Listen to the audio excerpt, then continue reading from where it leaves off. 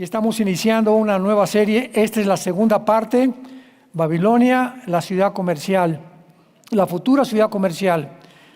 Y lo que estamos haciendo es investigar en la Biblia de qué forma la región, ahora sí pueden ponerme el mapa, la región que la Biblia llama, esta región, Siria e Irak, que ustedes ven, sí lo ven, ¿verdad?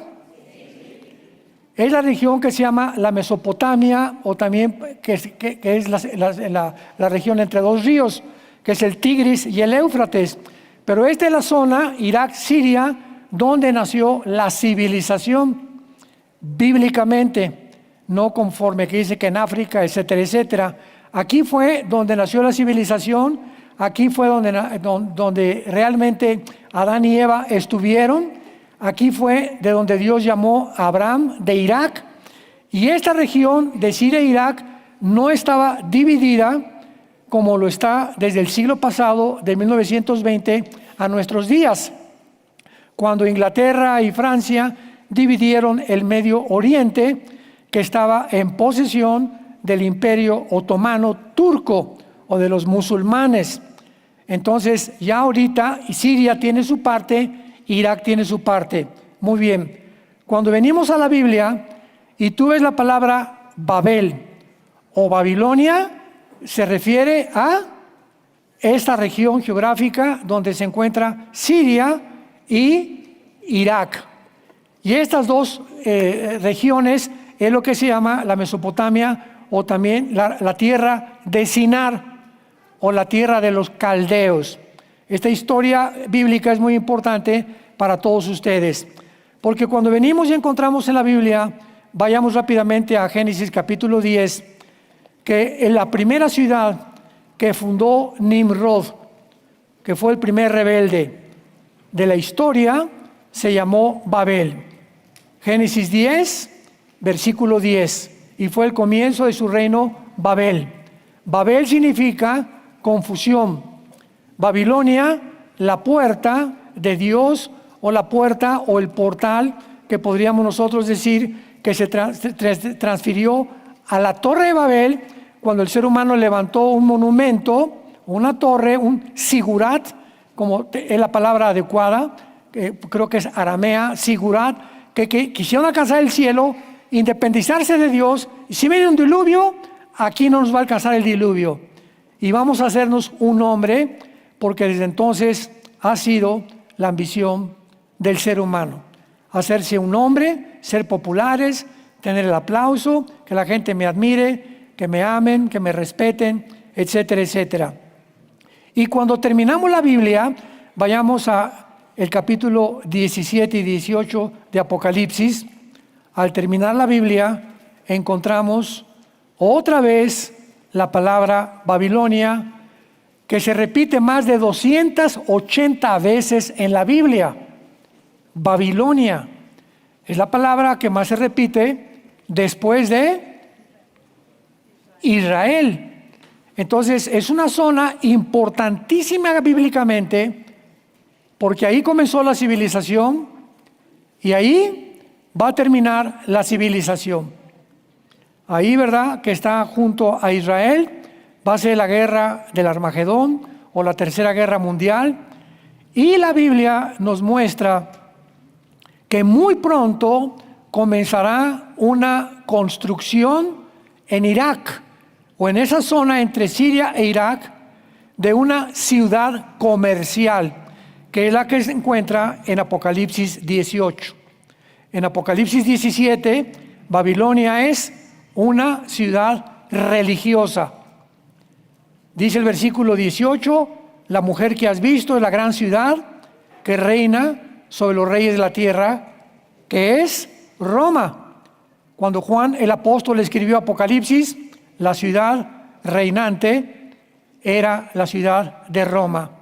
Entonces se va a levantar dos ciudades, para que estemos atentos, no al TikTok, ni a las redes sociales, sino a la Biblia. Se van a levantar dos ciudades. Una va a ser religiosa en Roma, que va a unificar a casi todas las religiones del mundo durante los primeros 3 años y medio de la tribulación. O sea, ahorita estamos a vísperas del rapto. En cualquier momento millones de personas vamos a desaparecer, más bien de personas no, sino de creyentes. Cuando salgamos del mundo en el rapto, viene inmediatamente lo que se llama el día del Señor, o los tiempos de la ira de Dios, de los juicios de Dios que van a caer sobre el mundo. Ojalá que tú no te quedes después del rapto. Y en estos tiempos de juicio, Dios va a tratar con la nación de Israel. Después viene el milenio, donde vamos a entrar tanto judíos como cristianos al reino mesiánico de Jesucristo. Y cuando nosotros veamos que en los primeros 3 años y medio de la semana 70 de Daniel se levanta esta ciudad comercial, es simplemente porque el anticristo tal vez la vaya a financiar o con dinero del mundo árabe. Hace algunas semanas hubo una noticia que puso los pelos de punta al mundo entero y que casi nadie creyó. El presidente Trump fue a Arabia Saudita a entrevistarse con el príncipe Salamán, hijo del gran jeque que ya se hizo a un lado. El hijo está gobernando Arabia Saudita. Y Arabia Saudita, que está aquí, ¿verdad? Bueno, todo el mundo lo sabe dónde está Arabia Saudita. Todo esto es Arabia Saudita. Aquí tenemos a Kuwait en la orillita. Todo esto es el Golfo Pérsico. Ya ven aquí, todo es el Golfo Pérsico, donde circula casi el 30-40% del petróleo. Y en el mar aquí en el Mar Rojo, entre Egipto y Arabia, que es todo el Mar Rojo, está controlado por los Yemens, ¿verdad?, que se encuentran en la punta. Aquí, ¿ya vieron a Yemen? Son los que están mandando los cohetes a Israel. Desde ahí, imagínense, los mandan a Israel los cohetes, y donde están los Houthis, que es un grupo terrorista. Bueno, ellos están controlando el Mar Rojo, y aquí el Golfo Pérsico lo controla Irán. En Jeremías capítulo 49 encontramos una profecía que dice que todavía no se cumple. Parecía que ahora que atacó Estados Unidos a Irán y metieron bombas que perforaron o penetraron a casi 70 metros de profundidad de tierra las instalaciones o las facilidades nucleares de Irán, no bombardearon lo que la Biblia pronuncia en Jeremías 49, que se llama la tierra de Elam. Elam es todo esto. Elam es todo esto. ¿Lo ven aquí? Eso se llama Elam. Muy bien. En el Antiguo Testamento no estaba todo esto que es Irán. Hasta el siglo XX se compuso esto y esto y esto, y todas las divisiones se hicieron hasta el siglo XX, cuando los ingleses derrotaron al Imperio Otomano, el general Allenby de Inglaterra, y entonces sacaron a todos los otomanos de todo este lugar que ellos estaban controlando, y los ingleses repartieron el Medio Oriente junto con Francia. Entonces, hasta 1920 se hace la repartición. En el 48 regresa a Israel, Siria y todas estas naciones se forman en el Medio Oriente, y desde entonces todo esto se convierte entre Irak, entre Arabia y entre Siria, en las naciones que tienen el 65% del petróleo del mundo entero.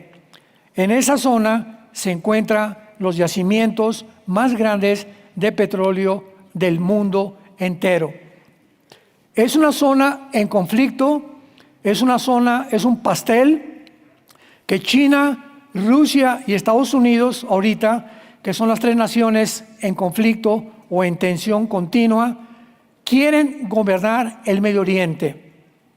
El presidente Trump llega a Arabia y les dice: oigan, pero ¿para qué no estamos peleando? Ustedes tienen petróleo, tienen dinero.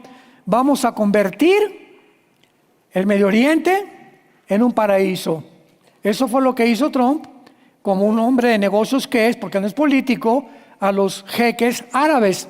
Los jeques árabes se voltearon a ver y dijeron: oye, este tipo, ¿verdad? Este cuate tiene razón.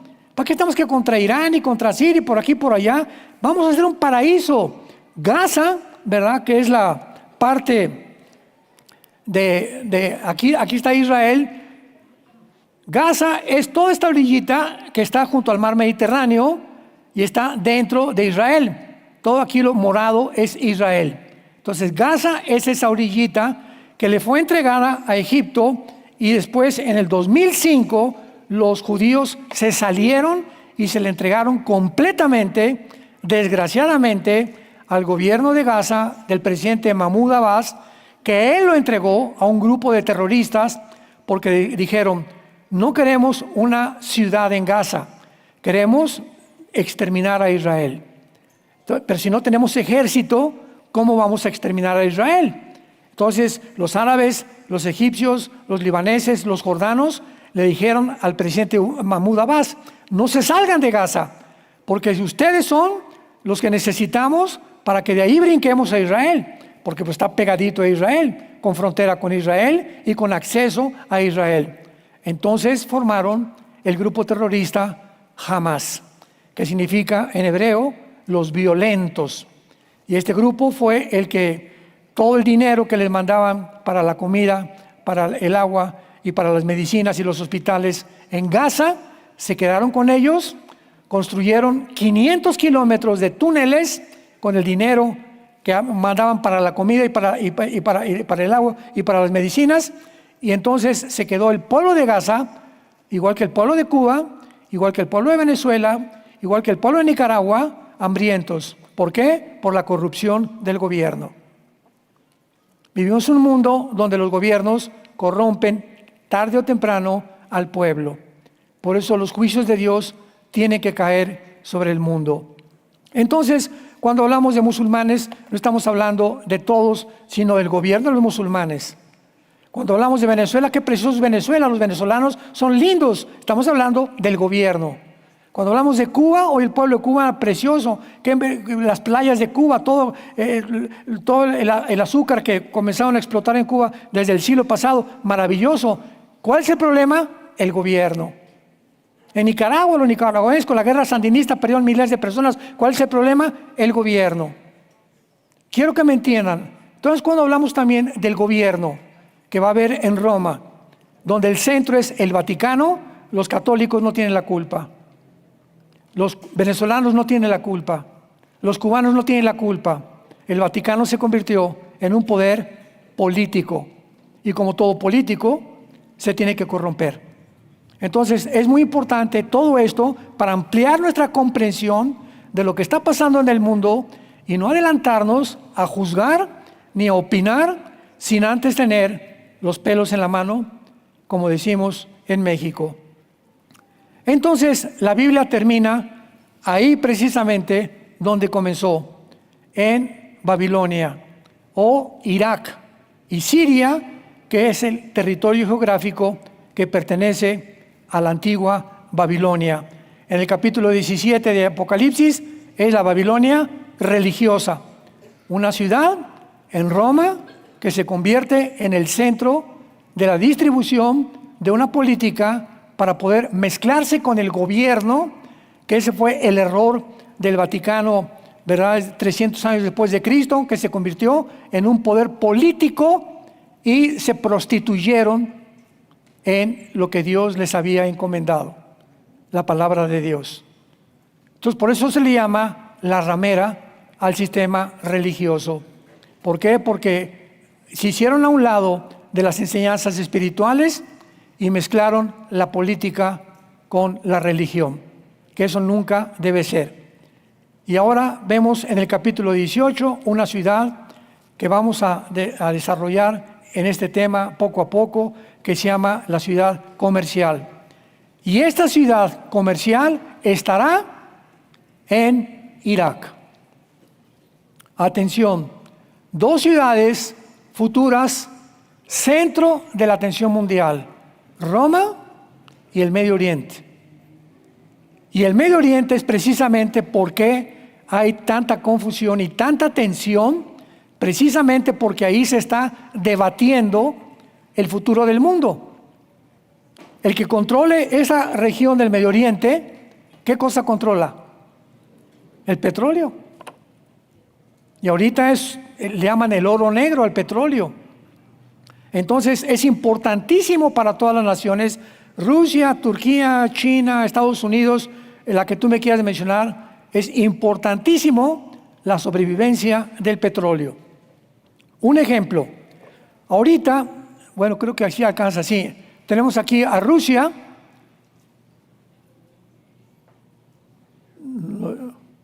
Bueno, aquí está Rusia hasta arriba, la pueden ver Rusia. Rusia manda el petróleo a toda Europa. Rusia manda el petróleo a Europa, principalmente a Alemania. Alemania recibe a través de los acueductos, se llama Store Line, todo el petróleo, y Alemania reparte el petróleo a toda la Unión Europea. Entonces Europa no puede prescindir del petróleo. Por eso cuando Putin invade Ucrania, ya lo comenzamos a entender. Putin le dice a la Unión Europea que tienen a la OTAN, que es el ejército de Europa, la OTAN, la Organización del Tratado de las Naciones del Norte. Si ustedes se meten en mi guerra con Ucrania, les cierro la llave. Y entonces Europa se puso a temblar. Oye, pero ¿qué podemos hacer? No vamos a poder defenderlos, le dijeron a Zelensky, el presidente de Ucrania. Entonces entró Estados Unidos y el presidente Biden, con la ambición de derrotar a Rusia y quedar como el presidente que finalmente conquistar Rusia, conquistas el mundo, porque ya China no lo va a proteger en este tiempo. Vamos a apoyar a Ucrania. Y entonces Biden comenzó a mandar ejércitos, tanques de guerra, ametralladoras, un sinnúmero de sistemas de defensa contra drones, contra bombas y misiles, lo que ustedes gusten y quieran. Y en ese momento la OTAN, sintiéndose respaldada por el presidente Biden, ayudan a Zelensky. ¿Qué hace Putin? Pues se enoja. Y Putin amenaza usar armas nucleares. Entonces viene este conflicto tremendo, posiblemente una guerra. ¿Se acuerdan cuando estaba todavía el presidente Biden? Estamos aquí en el mundo, salimos de la pandemia, ahora Rusia invade Ucrania, ahora pasa esto, estamos casi, ¿qué va a pasar mañana? Había una tensión en el mundo desde los 20 que comenzó la pandemia, que no han parado las amenazas todas las semanas de que algo va a pasar en el mundo. Y mientras vamos avanzando en todo este camino tan peligroso que es la vida, tenemos que consultar la palabra profética más segura. Tenemos que poner atención a lo que dice la palabra de Dios. Tenemos que abrir nuestro entendimiento, a darle tiempo a Dios, a que me hable en la mañana, a que Dios me hable en la noche, a que yo venga a consultar aquí en la palabra de Dios el problema con mis hijos, con mi esposa, con mi trabajo, a través de mis problemas, mis traumas, mis angustias, mis complejos, todo aquello que está interponiéndose para que mi vida se desarrolle o tu vida se desarrolle en un nivel de normalidad, tiene que ver tu relación que tienes con la Biblia. Todo está relacionado con el tiempo que pasamos en contacto con la palabra de Dios. Ahora agrégale la cereza en el pastel, que llegas a la iglesia el domingo y ni traes la Biblia.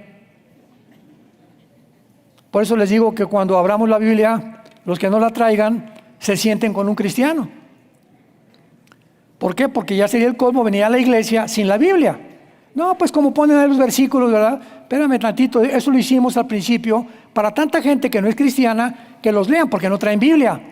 Pero los cristianos la traemos y tenemos que aprender a manejarla. Es la espada del Espíritu. Y cuando te decimos, hablan en Isaías, se van a Apocalipsis. Vamos a leer los Salmos y comienzan con el libro de Levítico. O sea, qué importante es que ahora ya tomemos en serio la palabra de Dios y la Biblia. Muy bien. Las profecías acerca de Irak y las profecías acerca de la tierra de Sinar o la tierra de los caldeos, que son tres términos sinónimos, nunca se han cumplido. Porque hay algunos maestros de la Biblia que enseñan que todas las profecías ya se cumplieron, que la semana 70 de Daniel ya se cumplió. Inclusive he oído que dicen que ni siquiera hay rapto, que cuál cosa, como que un rapto secreto, y se burlan hasta del rapto, y dicen que no va a haber un reino milenial, que la semana 70 de Daniel ya se cumplió, que todo el Apocalipsis ya se cumplió. Bueno, tantas barbaridades, porque en la viña del Señor hay de fresa, de plátano, de jamaica y de melón. En las iglesias hay de todos sabores y de todos colores también. Y tenemos que saber nosotros de qué color nos vamos a pintar para poder determinar qué es el color realmente que Dios quiere que nosotros tengamos. Rápidamente, vamos a demostrar, antes de seguir adelante, que las profecías con Irak o con Babilonia no se han cumplido. La antigua Babilonia, esto me va a tardar 3 minutos en compartírselo, fue la capital de Hammurabi y sus sucesores. Fue parcialmente destruida por el rey Sennacherib, rey de Asiria, que sitió a Jerusalén. Lo encontramos entre el capítulo 37 y 39 del libro de Isaías. Ahí encuentra la historia de Sennacherib. Quedó bajo el imperio asirio hasta la caída de Babilonia, quien lo libró Nabopolassar, quien al morir Nabucodonosor reconstruye la gran ciudad de Babilonia. ¿Se acuerdan los jardines de Babilonia, que se consideraron una de las 7 maravillas del mundo? Bueno, fue en época precisamente que le dejó Nabopolassar a Nabucodonosor.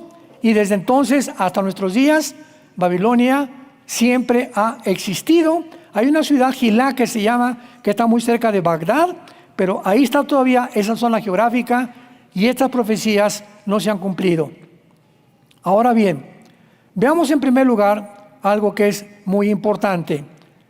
La Babilonia literal, terrenal, visible, esa zona geográfica en la Biblia es la zona de más influencia demoníaca, donde más avisperos hay de demonios en esa zona geográfica. Ahora nos extraña porque todo el problema está ahorita en el Medio Oriente. Siria ya entró Jolani, un ex comandante de Al Qaeda y de ISIS.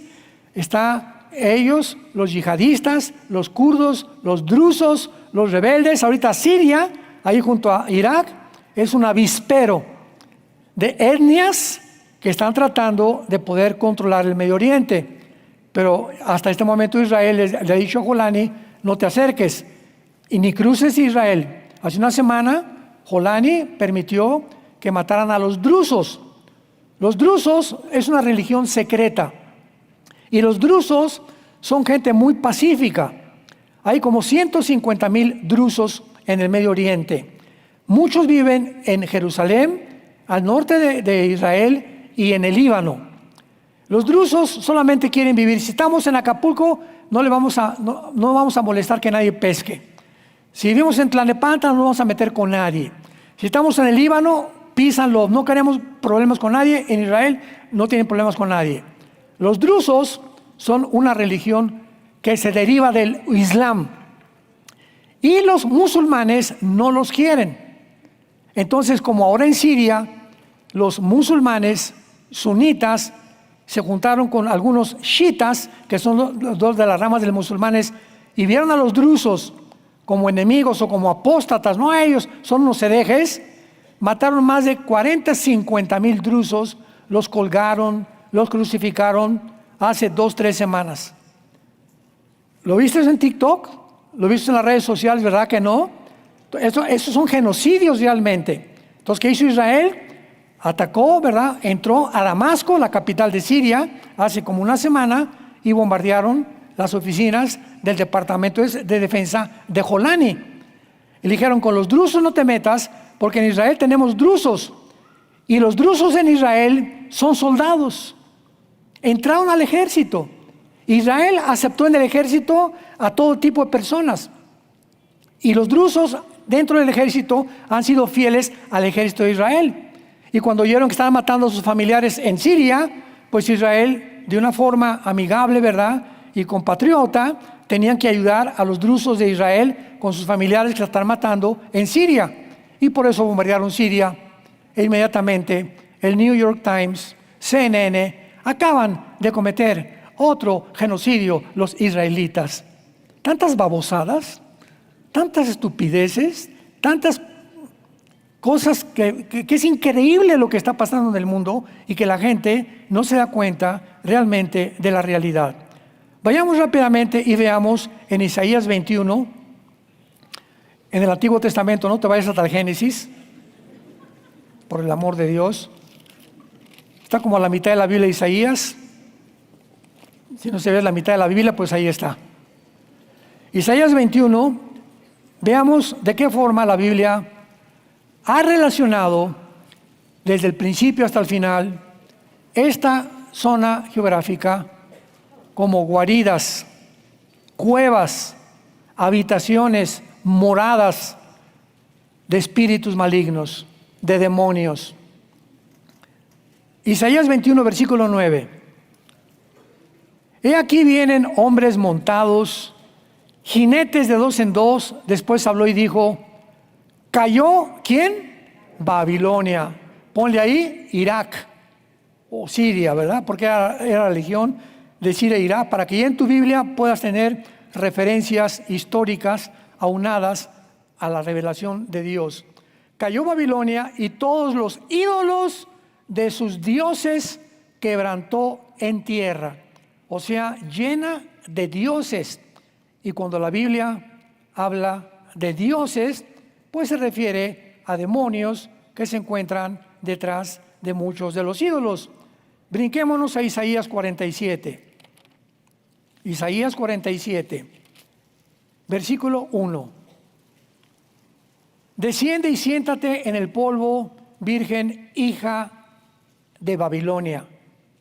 Siéntate en la tierra sin trono, hija, ahí está otra vez, de los caldeos, porque nunca más te llamarán tierna y delicada. Versículo 9 y 10, mucha atención, 9 y 10. Estas dos cosas te vendrán de repente en un mismo día, orfandad y viudez. En toda su fuerza vendrán sobre ti, a pesar de la multitud de tus hechizos y de tus muchos encantamientos, porque te confiaste en tu maldad, diciendo, nadie me ve. Versículo 12, estate ahora en tus encantamientos y en la multitud de tus hechizos, en los cuales te fatigaste después de tu juventud, quizá podrás mejorarte, quizá te fortalecerás. Te has fatigado en tus muchos consejos. Escuchen, comparezcan ahora y te defiendan los contempladores de los cielos, los que observan las estrellas, los que cuentan los meses para pronosticar lo que vendrá sobre ti. O sea, los astrólogos.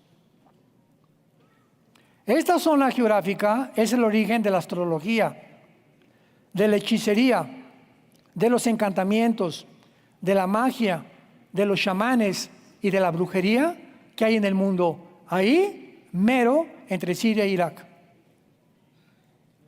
Es el centro completamente, y por ahí, ¿verdad?, pasan los ríos Tigris y Éufrates. El río Tigris nace en Turquía y atraviesa, vamos a ver si podemos aquí alcanzarlo, y parece que sí.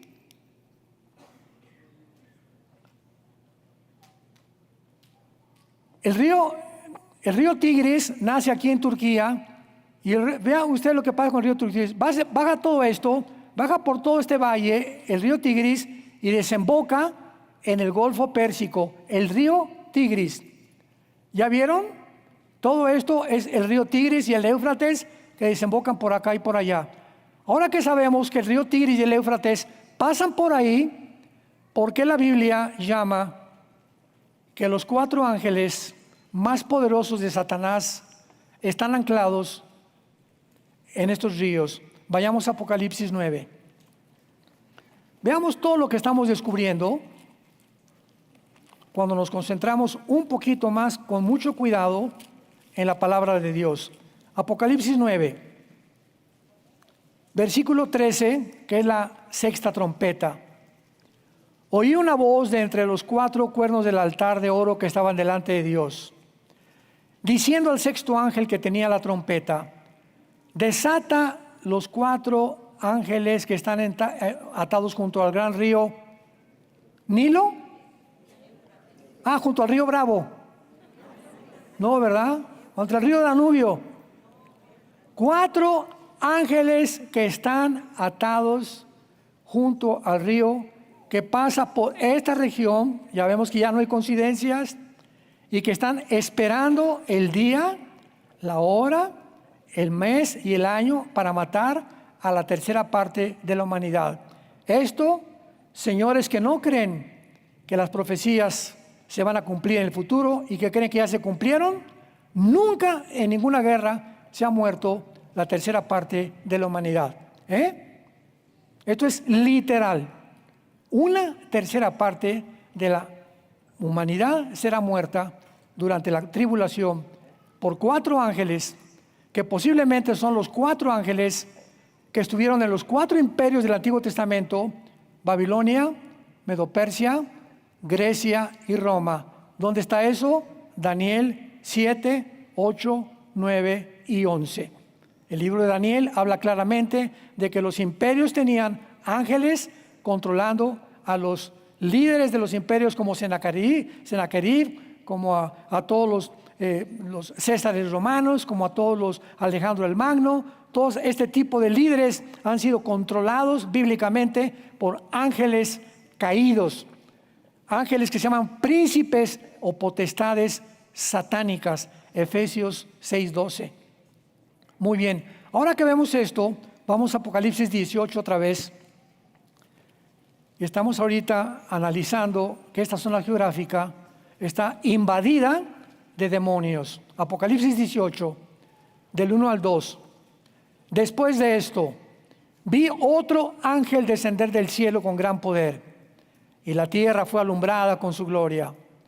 Y clamó con voz potente diciendo: ha caído la gran Babilonia, y se ha hecho, escuchen, habitación de demonios, guarida de todo espíritu inmundo y albergue de toda ave inmunda y aborrecible.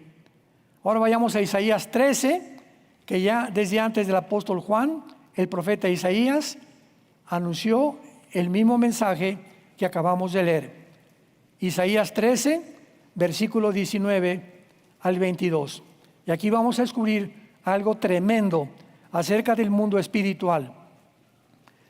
Isaías 13, 19 al 22. Y Babilonia, ponle Irak en tu Biblia, para que ya sepas, ¿verdad? O Irak, Siria. Ya sabemos de qué está hablando geográficamente la Biblia. Y Babilonia, hermosura de reinos. O sea, aquí ya se profetiza al grado que va a ser exaltada esta ciudad en esta región del Medio Oriente. Hermosura de reinos, ornamento de la grandeza de los caldeos. Será como Sodoma y Gomorra, a las que trastornó Dios. Nunca más será habitada, ni se morará en ella de generación en generación. Ni levantará allí tienda el árabe, ni pastores tendrán allí majada. Sino que dormirán allí las fieras del desierto, y sus casas se llenarán de hurones. Esta palabra, oaj, en el hebreo, son demonios o inmundos o criaturas espirituales de maldad. Y allí habitarán avestruces, es la palabra hebrea yaná, con Y-A-N-A-H, yaná. Y allí saltarán las cabras. La palabra cabra es satir, que son los principales demonios de Satanás. Y cuando se tradujo en el hebreo la palabra demonios fue la palabra satir. ¿Y con qué se relaciona? Con los chivos. ¿Y por qué la estrella de 5 picos? ¿Qué es lo que significa la estrella de 5 picos? La que usan todos los satanistas, la que usaba Rolling Stones, la que usaban los grupos de rock, la que usan todos en las iglesias satánicas. La estrella de 5 picos es un chivo. Todo está relacionado en el mundo. No hay coincidencias en el mundo, no hay accidentes. Cuando encontramos las piezas y colocamos el rompecabezas, nos damos cuenta que en todo hay una conexión. Y cuando encontramos la conexión, entendemos lo que está pasando en el mundo. Tan sencillo como eso. Ahora veamos a continuación, ¿verdad?, que nunca ha sido identificar ni necesario ninguna ciudad en la profecía. Vayamos, por ejemplo, a Ezequiel capítulo 38 y vamos a resolver el problema que existe dentro de la teología cristiana cuando gentes me dicen, oiga, pero fíjese que pues, si el Medio Oriente se formó hasta el siglo pasado, ¿cómo sabemos cuando la Biblia habla que es Irak y Siria? Ya lo vimos. Bueno, ya Babilonia, ya identificamos que Babilonia es Siria e Irak. ¿Cómo identificamos que es Turquía? ¿Cómo identificamos que es Etiopía al norte de África, o Libia, o los países del norte de África? Muy bien. Hay nombres en la Biblia de naciones que no se encuentran, como Irak, no está en la Biblia, ¿verdad? Se encuentra la palabra Asiria, porque fue el ejército de los asirios, uno de los imperios antes de los egipcios. Pero cuando encontramos regiones geográficas, por la región geográfica sabemos qué ciudades en el siglo XXI se han formado. ¿Se acuerdan de la antigua Checoslovaquia, verdad? Que ya son 4 o 5 naciones que formaron toda esa zona geográfica del sur de Europa, que era la antigua Checoslovaquia, y que se dividió. Y pues así lo vamos a ver con todas las ciudades que se han dividido y siguen actualmente ciudades surgiendo países con nombres nuevos que no estaban en la Biblia. Ezequiel 38 profetiza una invasión contra Israel en los tiempos futuros. Dice la Biblia que viene un hombre llamado Gog. La palabra Gog es un nombre en el hebreo que significa líder, capitán, César, comandante, presidente, cualquier tipo que se le dé de exaltación a un jefe, tanto de un país como un ejército, en el hebreo es Gog. Líder de Magog. Qué importante es esto. Vengamos al mapa. Se nos habla de una invasión que viene del norte. Aquí está Israel. Del norte de Israel está Siria, está Turquía, aquí está el Mar Negro, más o menos, miren, aquí está Ucrania. Entonces viene una invasión del norte de Israel en contra de Israel. Ahora, cuando habla la Biblia, pongan atención, la región de Gog. Gog es esto, todo esto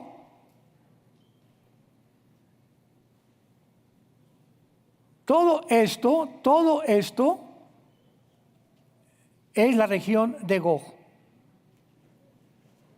O sea, todas estas naciones que están aquí, Kirguistán, Tayikistán, Turkmenistán, Uzbekistán, etcétera, etcétera, estas que vemos aquí en el mapa, que están al sur de Rusia, Kazajistán también, ¿verdad? Y del lado oriental con China, todas estas repúblicas se dividieron de Rusia en 1991. Toda esta zona geográfica se dividió de Rusia y se independizaron de Rusia. O sea que en 1991, cuando cae el muro de Berlín y termina la Guerra Fría y cae el comunismo, en el 91 terminó el comunismo, estas naciones se independizan y Rusia pierde más del 30% de su territorio. Vean nomás, todo esto era de Rusia. Todo esto era de Rusia. Y ahora Putin quiere recobrar todas estas naciones y comenzó con Ucrania, porque todas estas naciones son musulmanas. Todas son musulmanas, pero menos Ucrania. Y cuando Putin dijo, voy a recobrar Ucrania, quiere seguir con todas estas naciones porque dicen que eran rusas y le pertenecían a Rusia, y es el sueño de Putin. Esta zona se llama la zona de Magog o de los magogitas. Y la invasión de esas naciones se van a venir en contra de Israel en los tiempos de los últimos días. Dice el versículo 2 de Ezequiel 38, príncipe soberano de Mesec y Tubal profetiza contra él. He aquí yo estoy contra ti, oh Gog, versículo 3, príncipe soberano de Mesec y de Tubal. Mesec y Tubal son actualmente la Turquía moderna. Qué interesante que ahora Turquía, cuando cayó Asad en Siria, aquí está Siria, Irán controlaba completamente el Líbano, que está aquí, y controlaba Siria, Irán. Cae el presidente Asad y entonces se vienen a Siria todos los exterroristas de Al-Qaeda, de ISIS, y se juntan con todos los yihadistas. La palabra yihad significa guerra santa. O sea, todos los que creen que a través de una guerra que le llaman santa para justificar la guerra, es santa, ¿verdad? Pero la guerra que estamos es santa, o sea, no es mala, es una guerra santa. Justifican con eso poder pelear contra el mundo para establecer su religión, que es el Islam. Entonces cae Siria, y en el momento que cae Siria, Irán queda completamente abandonada, porque ya Irán no puede sostener a Siria, y aquí en Siria comienzan todos los grupos yihadistas a tratar de bajarse para atacar Israel a través del Líbano. Pero la revolución que hubo en Siria hace algunos meses, que fue destituido Assad, la organizó ¿quién? Turquía, el presidente Tayyip Erdogan. Él organizó toda esta invasión de Siria, y Turquía es la segunda o la tercera nación en el mundo que ha jurado exterminar a Israel. La primera es Irán, porque hasta en las Naciones Unidas el presidente Ahmadinejad, que ya no es el presidente de Irán, pero Ahmadinejad en las Naciones Unidas dijo, ante todas las naciones vamos a exterminar a Israel. Imagínense en las Naciones Unidas, vamos a cambiar el nombre, ¿no? Naciones Desunidas. ¿Cómo puede un líder de un país en las Naciones Unidas, que se funda precisamente para unir a las naciones, decir, quiero exterminar a ese país? Oye, bájate de ahí, le hubieran dicho. Vamos, ¿cómo que estás amenazando a un país? Nadie lo había hecho, más que el presidente Ahmadinejad de Irán, y el segundo fue el presidente Erdogan. Erdogan ha jurado públicamente terminar con Israel. Entonces, ahora Turquía tiene el control de Siria, pero Turquía, Jesús, María y José y el burrito que los acompaña. Turquía pertenece a la OTAN, que es el ejército de Europa. Entonces Turquía tiene que serle fiel a Europa y a Estados Unidos, y Estados Unidos tiene que serle fiel a Turquía. Entonces Turquía no puede atacar a Israel porque Estados Unidos lo sigue defendiendo, y además Estados Unidos pertenece también a la OTAN. Entonces, ¿cómo puede entonces hacer eso, verdad? O sea, aunque no pertenezca de una forma como miembro de Estados Unidos, facilita el dinero a la OTAN para que puedan ellos desarrollar el ejército europeo. Entonces, todo esto se volvió un conflicto tremendo, pero lo que aparece en la Biblia con la palabra Mesec y Tubal, que es Turquía, Magog, que es toda la zona de las exrepúblicas que pertenecían a la antigua Unión Soviética. Saltamos al versículo 5 rápidamente. Persia, ponle en tu Biblia, Irán. ¿Cómo sabemos que Persia es Irán?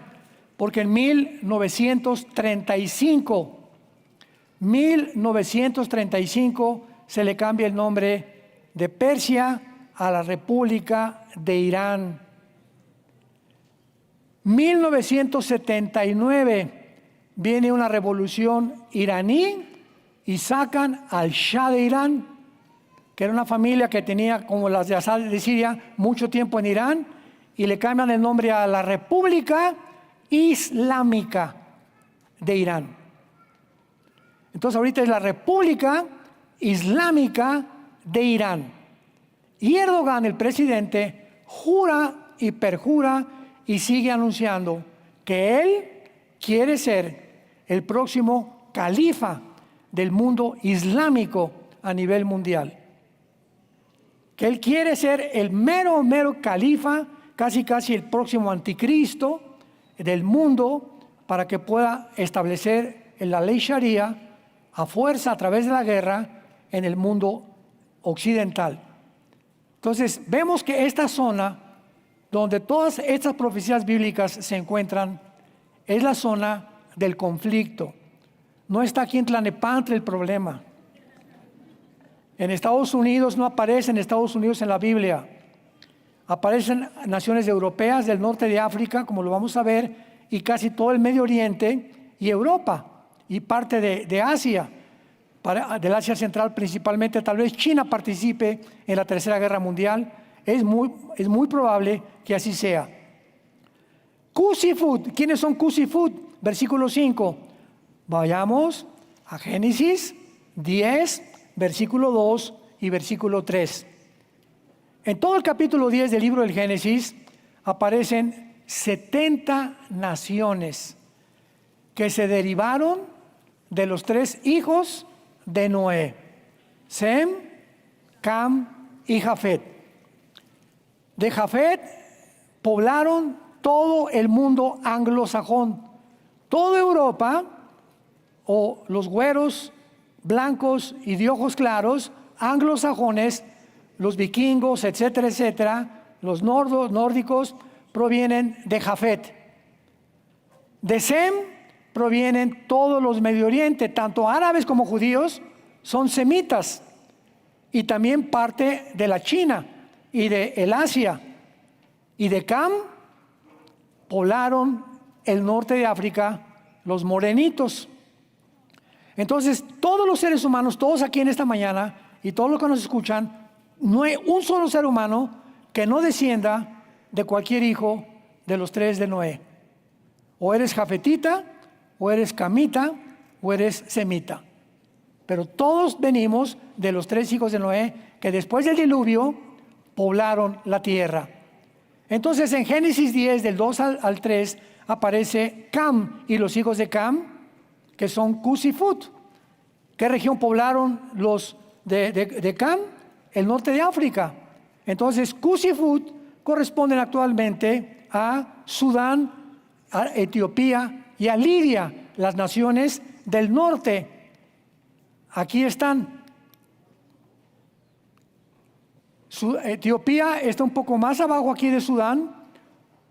Libia, Túnez, Morocco, que aparece que es Marruecos. Todas estas naciones, pongan atención, estas naciones de aquí del norte de África, con Sudán y abajo con Etiopía, van a formar parte de la coalición de Magog que se viene contra Israel en la Tercera Guerra Mundial. Entonces, la Tercera Guerra Mundial son naciones de Europa, del norte de África y del Medio Oriente, que se vienen para tratar de sacar a Israel de una vez del Medio Oriente, apoderarse del petróleo, para que entre tal vez Rusia y China se quieran repartir ese pastel. Esto no va a parar porque la naturaleza del ser humano es completamente depravada.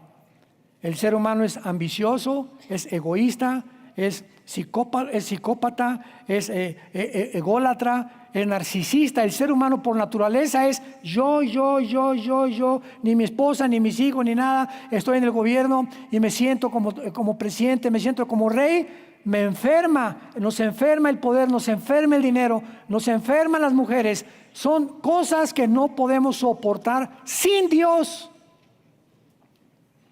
Por eso los césares romanos se convirtieron en dioses, ¿se acuerdan? Mandaron que los adoraran, los césares romanos.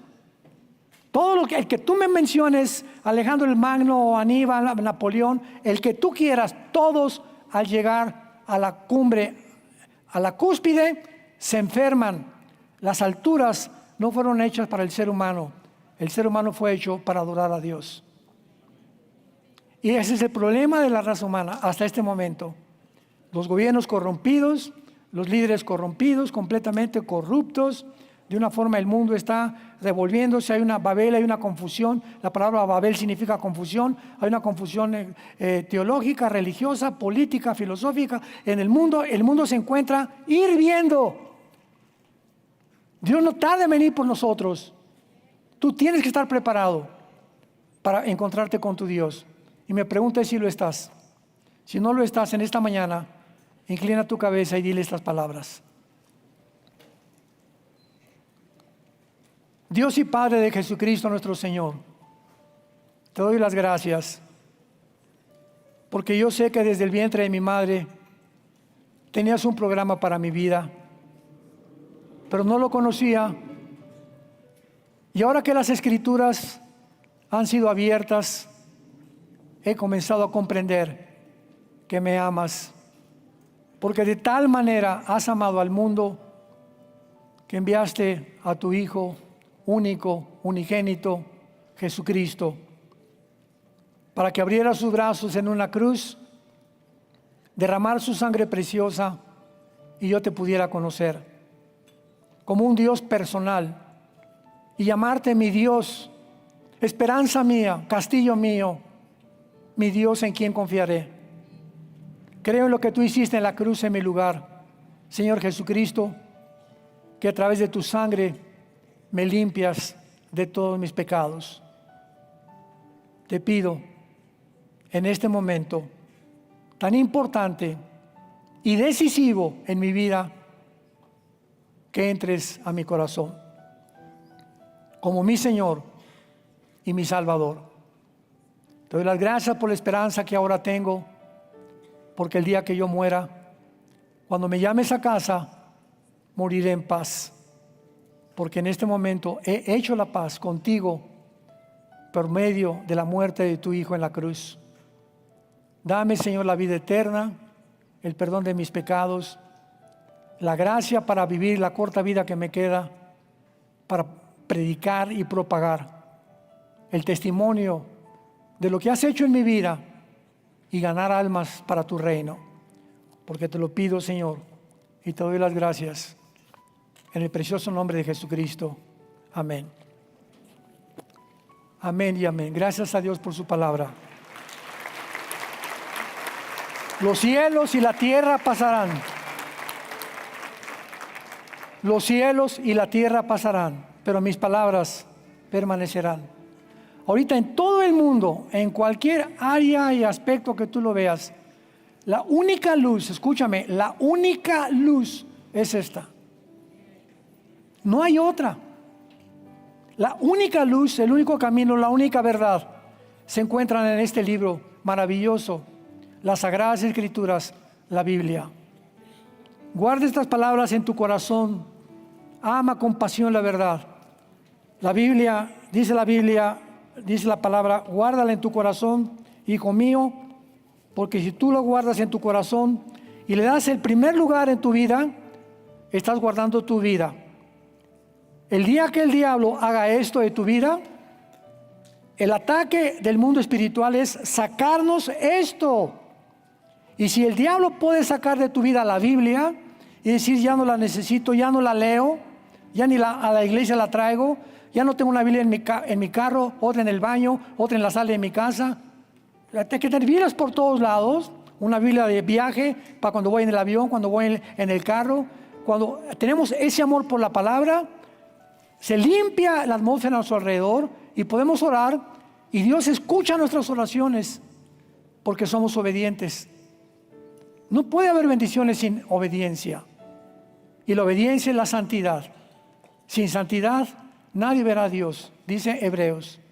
Entonces es importante que atengamos y pongamos atención a la palabra profética más segura, a la cual haríamos bien estar atentos ahorita como una antorcha, que la Biblia me diga para todos los, Señor, voy a Veracruz mañana, sigo la Biblia, hoy en la noche, mañana voy a Veracruz. Es un decir, Señor, ilumíname en los salmos, muéstrame tu verdad, dame tu paz. Quiero ir a Veracruz a bendecir a la gente, que voy a Tijuana. Mi hijo se acaba de ir de viaje, Padre, vengo a la Biblia. Oh Señor, aquí está tu palabra, muéstrame el camino, dame tu paz. Dime qué debo hacer por mi hijo, cómo debo ir con mi hijo. Cuando Dios ve que lo buscamos, Él anhela que lo busquemos, nos contesta, nos premia, nos recompensa, porque sin fe es imposible agradar a Dios. Sean hombres y mujeres de la palabra de Dios, y Dios los bendecirá y los recompensará en esta vida y en la que sigue también. Que tengan mucha paz.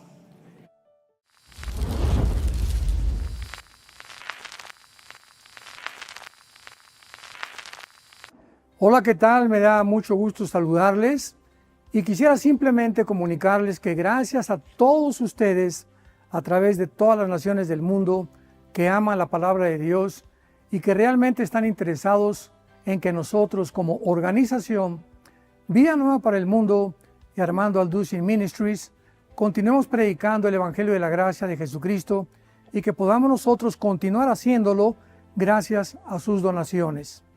Este año cumplimos 46 años de ministerio, 46 años donde hemos predicado, hemos enseñado, hemos tenido seminarios y de diferentes formas de estudios bíblicos alrededor del mundo y hemos pensado y considerado de una forma fiel el Evangelio de la sana doctrina de Jesucristo. Nosotros, con todas estas donaciones, tenemos que sostener pastores, misioneros, obras, equipos de televisión y aún continuamos buscando la manera de poder elevar este ministerio.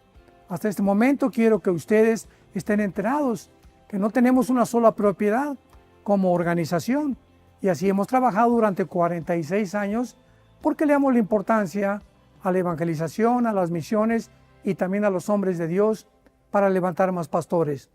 Le damos las gracias y que pueda Dios con su gracia tocar sus corazones y que puedan ustedes invertir en un terreno donde es fructífero, porque creemos que ha producido bastante buen fruto para la gloria de Dios.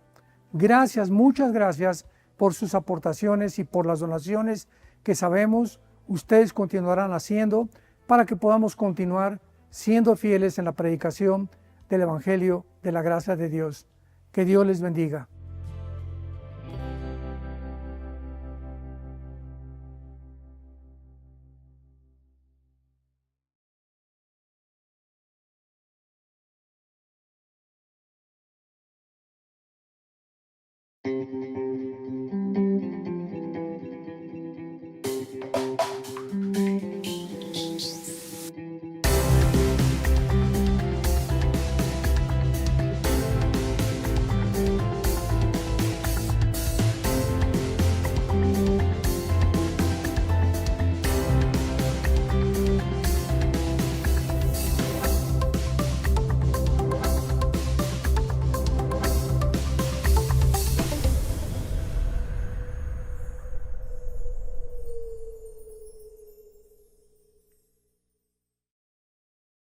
Es increíble la ignorancia que la mayor parte de la humanidad tiene de la Biblia.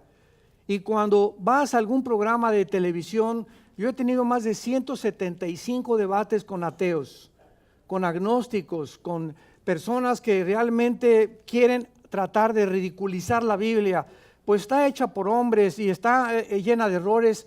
Siempre acabo preguntándoles, ¿ya la leíste? No, pues mi maestro de escuela, ¿verdad? O la filosofía comunista niega a través del materialismo que no puede haber nada después de la muerte, etcétera, etcétera. Pero la ignorancia de las Sagradas Escrituras es asombrosa. Y nos damos cuenta que el contenido de este libro destruye, hace pedazos cualquier sistema de filosofía humana. Llámese democracia, comunismo, socialismo, monarquías, ideologías, lo que tú me quieras mencionar son ideas de seres humanos, que seres humanos inventaron, pero cuando venimos a la Biblia nos damos cuenta que es imposible porque es un lenguaje encriptado donde el hebreo contiene de cada letra un número, el griego un número y nos damos cuenta, por ejemplo, para no ir tan lejos, la palabra embarazo en el hebreo tiene 3 letras. 2, 7, 1, 5, 2, 7, 5. Qué interesante que 275 días es lo que dura el embarazo de una mujer. ¿Ustedes creen que esto puede ser una coincidencia o algo del azar? El primer versículo de la Biblia, en el principio creó Dios los cielos y la tierra. Dice la Biblia, Bereshit ha-hamayim ha-eretz en el hebreo. Y son 7 letras y la del medio es el menorá. ¿Qué es el menorá? Este símbolo que tenemos nosotros en nuestra organización, que el símbolo del medio es Jesús. 3 a la derecha y 3 a la izquierda es el número 6, porque en el 6º día fue creado el hombre. La Biblia nos muestra que el ser humano con Jesús llega a ser un ser completo. El ser humano es incompleto completamente sin tener a Jesús en su vida. Y es cuando Jesús entra a tu vida, cuando comienzas a realizar y a descubrir el propósito y el significado que Dios tiene para cada uno de nosotros. En el principio creó Dios los cielos y la tierra, versículo 1. Aquí encontramos el espacio, la materia y el tiempo. Los tres elementos que la física define como indispensables, porque la materia no la puede separar el tiempo, ni el tiempo de la materia, ni tampoco del espacio.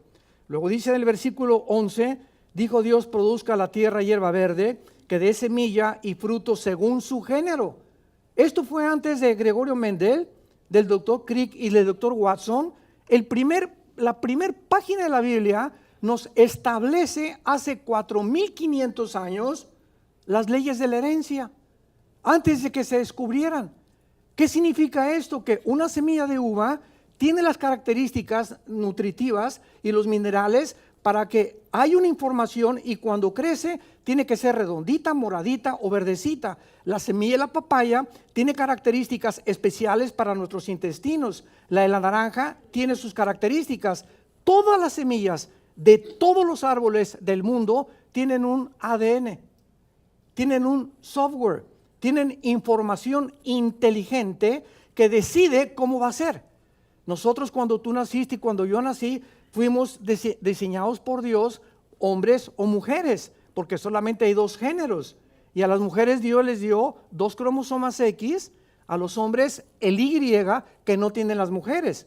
Entonces, si tú crees que eres hombre y te sientes otra cosa y tienes el cromosoma Y, estás negando tu biología y tu genética.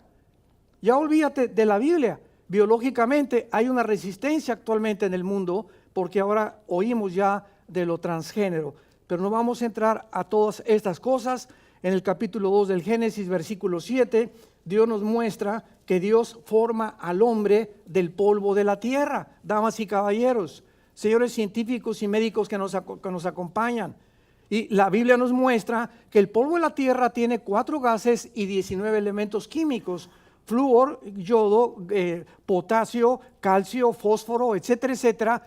Y son los 19 elementos químicos que tiene el ser humano.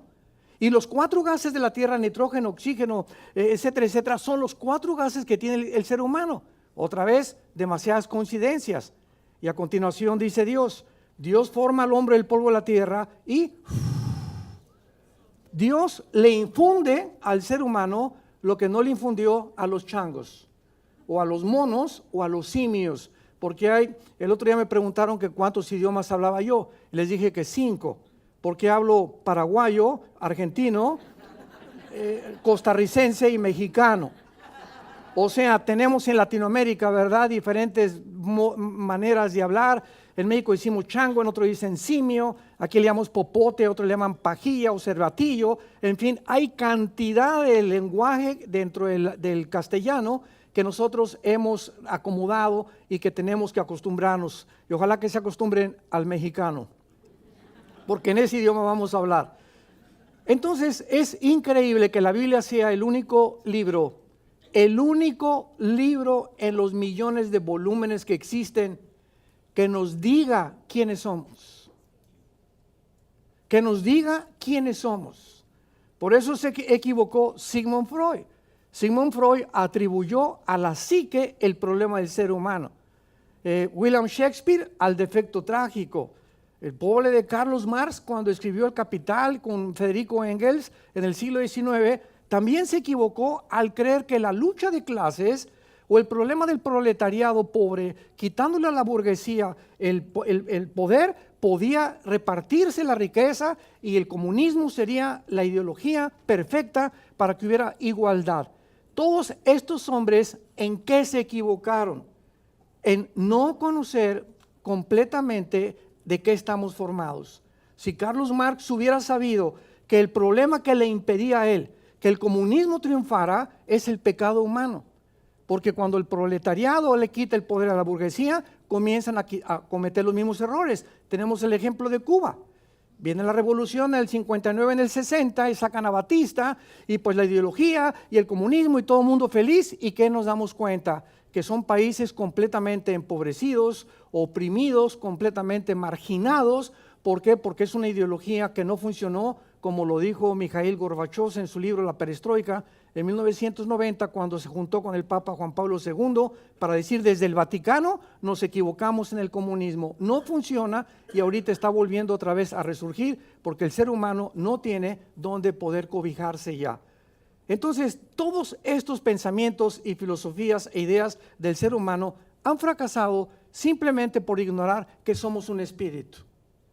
Tenemos un alma y vivimos dentro de un cuerpo. Esta es la forma como Dios nos creó. Somos espíritu. Tenemos un alma y vivimos dentro de un cuerpo. ¿Qué cosa es el espíritu? Es la parte inmaterial a través de la cual Dios nos puso, sopló algo que salía de Él, porque Él es espíritu, para comunicarnos, adorarlo y seguirlo. Porque Él es espíritu. No hay forma mentalmente ni filosóficamente de conocer a Dios. No hay ninguna investigación humana, ningún método humano para conocer a Dios más que a través de la revelación. Si Jesús no entra a tu vida y tú no le das oportunidad a Jesús de entrar a tu vida, seguirás de cine en cine, de novela en novela, de libro en libro, de ideología en ideología, de mujer en mujer, de hombre en hombre, buscando siempre y sin encontrar. Porque hay un hombre que dijo hace 2000 años: yo soy el camino, la verdad y la vida. Cuando yo encontré eso hace 41 años que tengo de cristiano, caí de rodillas, después pertenecía al Partido Comunista Mexicano, fui ateo, me decepcioné de la religión que nuestros padres nos inculcaron y me di cuenta que si Jesús era realmente lo que Él dijo que Él era, yo tenía que dedicar mi vida a conocerlo, a seguirlo, a adorarlo y a compartirlo con el mundo entero. Y es lo que hemos hecho en los últimos 40 años.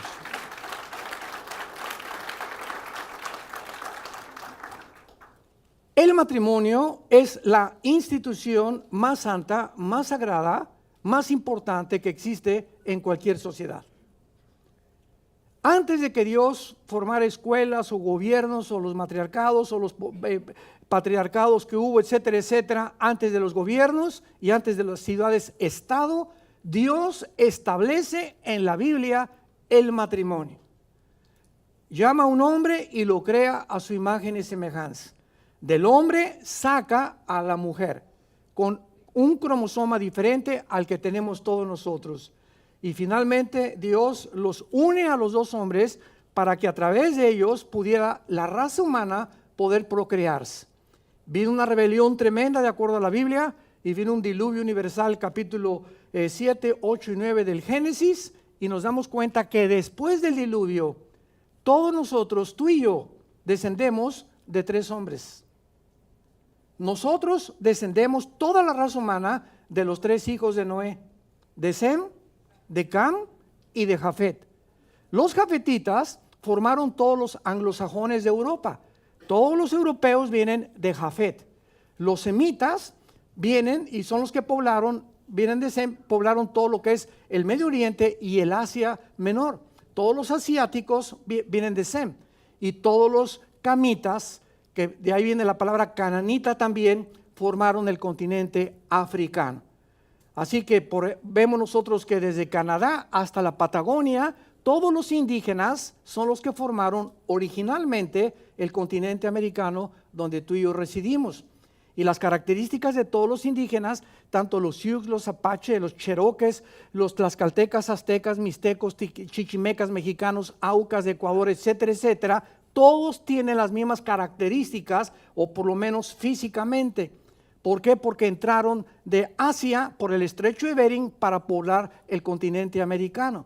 Entonces, esto es muy interesante porque hay una palabra actualmente que se llama antisemitismo.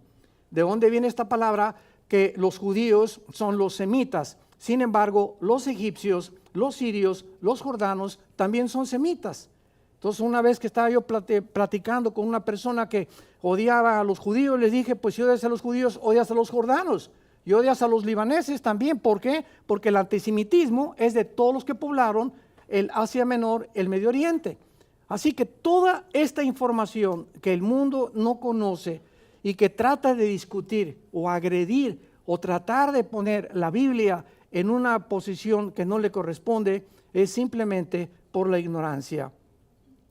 Veamos nosotros que la Biblia comienza con la primera boda, Adán y Eva, y la Biblia termina con las bodas del Cordero.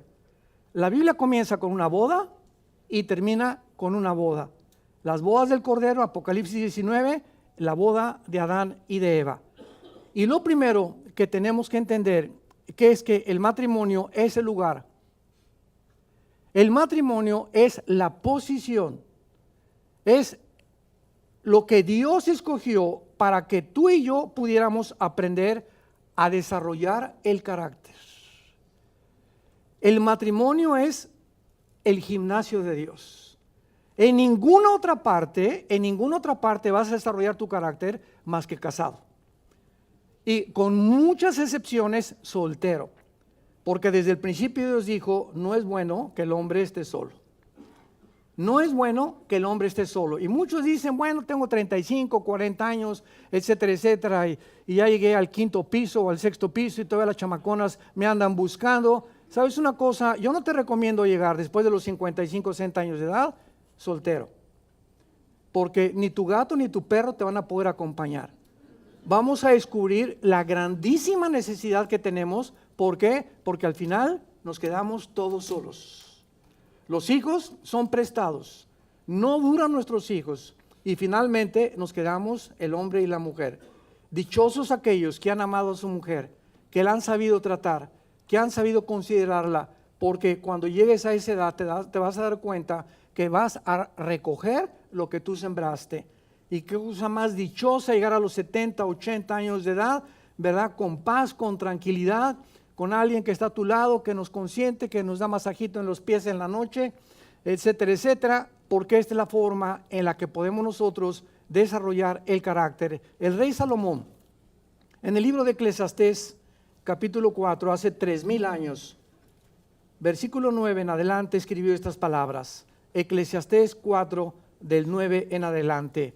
Estas son las palabras del hombre, de acuerdo a la Biblia, más sabio que ha existido después de Jesucristo, el rey Salomón. Mejores son dos que uno, porque tienen mejor paga de su trabajo. Porque si cayera el uno, levantará a su compañero. Pero hay del solo, que cuando cayere, no habrá segundo que lo levante. También si dos duermen, juntos se calentarán mutuamente, mas ¿cómo se calentará uno solo? Y si alguno prevaleciere contra uno, dos le resistirán. Y cordón de 3 dobleces no se rompe pronto. Noten ustedes al final que agrega a una tercera persona a Salomón. ¿Ya lo notaron? Dice cordón de 3 dobleces. ¿Quién es la tercera persona? Jesucristo. Jesucristo en medio de un matrimonio o de un hombre y de una mujer forma una resistencia contra todos los poderes de las tinieblas y contra cualquier problema que pueda venir en contra de tu familia. Veamos ahora en el Salmo 78 de qué forma Dios anhela que nosotros podamos tener este matrimonio para poder transmitirles a nuestros hijos, que finalmente son nuestra semilla, y saberlos educar espiritualmente. Dios le dice a Israel, Salmo 78, versículo 5, Él estableció testimonio en Jacob y puso ley en Israel, la cual mandó a nuestros padres que la notificaran a sus hijos. Damas y caballeros, cuando Dios llamó a Abraham para formar la primera nación de la historia, la nación de Israel, que es la primera nación en la Biblia que Dios formó, al momento que Dios llama a Abraham, sabía Dios que al ser Abraham el fundador de una grande nación, esa nación o un conjunto de seres humanos necesitamos leyes. Porque si no tenemos leyes, hay anarquía, y cuando hay anarquía hay autodestrucción. Entonces Dios, como el legislador del universo, y las leyes que Él puso, la ley de la gravitación, las leyes, la primera y la segunda ley de la termodinámica, las leyes nucleares, la poderosa y la débil, etcétera, etcétera. Así como puso Dios leyes en el universo para que existiera la ciencia, porque los científicos, si no tuvieran las leyes perfectas que están continuamente a nuestro alrededor, no podrían observar, porque la ciencia se dedica a observar el fenómeno. Entonces, si hay leyes perfectas como el día y la noche, el movimiento de los astros y las galaxias, es claro que la ciencia pueda realmente poder comprender estas leyes por la seguridad y la fineza y la afinación con la que existen. Pero también Dios puso leyes morales. No somos animales, no provenimos de chita o de los simios. Esto, la teoría de la evolución, cuando descubrieron el ADN en 1954, el 65% de los científicos ateos se convirtieron. A un científico ahorita actualmente, si tú lo conoces y él insiste en que él cree en Darwin, solamente contéstale que si Darwin hubiera tenido el conocimiento de la genética que en el siglo XX se descubrió, Darwin jamás se hubiera atrevido a postular, porque fue una postulación, no es científico, que posiblemente puede que, quizá, no sé, no estoy seguro, en su libro El origen de las especies, que veníamos nosotros de los animales. Entonces, vemos claramente que la Biblia nos muestra que somos seres morales, agentes morales, responsables de nuestras acciones. Después vamos a hablar también del sexo, mañana para que podamos ver que el sexo fue algo que Dios inventó, no el Walter Mercado, ni la doctora Corazón, ni tampoco los sexólogos locos que están en la televisión dando consejos que los muchachos deben de masturbarse porque es bueno para ellos. Imagínense nada más a dónde hemos podido llegar. ¿Y por qué lo hacen? Porque no conocen que realmente el único autorizado para hablar del sexo, cómo usar el sexo y en dónde usarlo es Dios. Y la Biblia está llena de sexualidad. Y más vale que aprendamos lo que dice la Biblia a lo que dice el puesto de periódicos de la esquina de tu casa. Entonces es importante que Dios nos dé leyes morales porque no somos animales y estas leyes están en la Biblia. Los 10 mandamientos es el código de conducta más perfecto que existe en la ética humana. No existe ningún código tan perfecto como los 10 mandamientos. Ni el código de Hammurabi, ni los códigos egipcios, ni tampoco los que han inventado. Qué impresionantes leyes morales nos da Dios. Nos da leyes para gobernarse. ¿De dónde vino el derecho romano? No es cierto que los abogados vienen del derecho romano o de los griegos. Antes de los griegos y los romanos, la Biblia en el libro de Deuteronomio especificaba claramente cómo debía gobernarse una nación. Que los jueces se taparan los ojos, que tuvieran una espada en la mano derecha y una balanza en la izquierda, y sigue siendo el símbolo de la abogacía. Si hay abogados, ustedes lo conocen.